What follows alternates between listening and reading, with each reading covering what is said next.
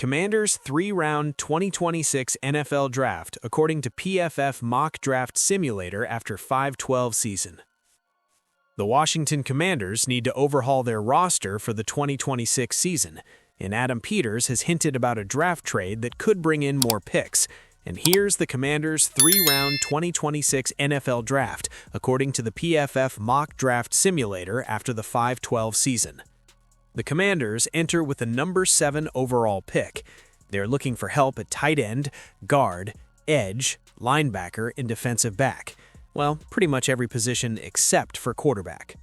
Dan Quinn is at serious risk with the Commanders' move that divides fans. The Washington Commanders were expected to conduct a broad selection process before hiring their next offensive coordinator. However, Coach Dan Quinn only went through the formalities before a surprising internal promotion. In a surprising move, the Commanders reportedly named David Blau as Cliff Kingsbury's successor. They interviewed 2 external candidates to comply with NFL procedures. They also spoke with Brian Johnson and David Rye, 2 members of Washington's current coaching staff. But with interest from the Detroit Lions, the former quarterback-turned-coach was chosen. This has generated significant debate among fans. Quinn is under immense pressure to reverse the situation next season. Betting on someone who hadn't even been a position coach until Tavita Pritchard left for Stanford is risky, but Blau is highly regarded in league circles and seems ready for a significant increase in responsibilities. Dan Quinn is betting the Commanders' future on David Blau. This also demonstrates that Quinn is drawing on past experiences to make his decisions. He will certainly remember Matt LaFleur and Mike McDaniel risking their careers on other teams when he was the head coach of the Atlanta Falcons. Clearly, he didn't want the same thing to happen to Blau, who has worked with respected offensive minds like Ben Johnson and Kevin O'Connell in recent years. Fans were hoping for something bigger. McDaniel became the main target after leaving the Miami Dolphins, but it seems he may take on another head coaching role soon. Quinn didn't want to prolong the process, and there's a clear conviction on the team that Blau can become an improvement in the future. He lacks experience in play calling. Blau has been in the sport for a long time, but there's no way to predict for sure how he will handle the pressure. And with Quinn struggling to avoid speculation about his own future after 2026, it's a huge risk. But sometimes, with enormous risk, comes enormous reward. Laramie Tunsil has just sent the Commanders a message they can't ignore. There will be many changes to the Washington Commanders before the start of the 2026 season. They are already underway, with David Blau replacing Cliff Kingsbury as offensive coordinator and defensive coordinator Joe Witt Jr. also being fired. Expect these roster changes to continue.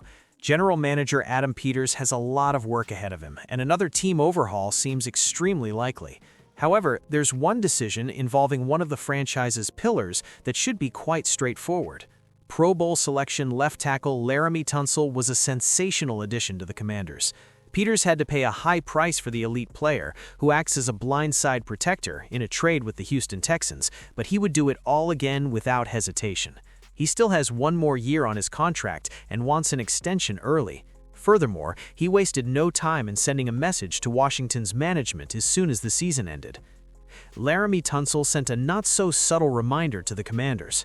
Tunsil took to Instagram to send a not-so-subtle reminder to the Commanders. He performed up to expectations and even exceeded them. Now he wants to be rewarded accordingly. This shouldn't come as a big surprise to the Commanders. Tunsil prides himself on being the highest-paid left tackle.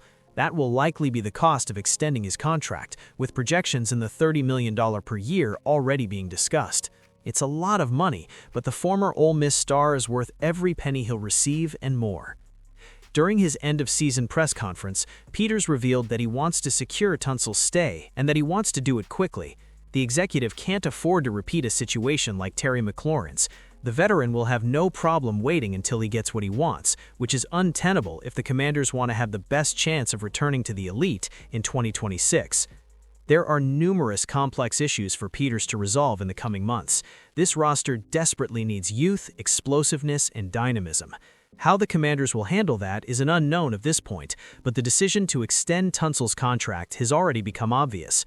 Contract negotiations can be complicated. Peters and McLaurin were at odds all summer before finally reaching an agreement. Tunsil stands for himself and knows his worth. The sooner a consensus is reached, the better Washington's chances will be. Tunsil lived up to expectations, offering exceptional pass protection and devastating run blocks.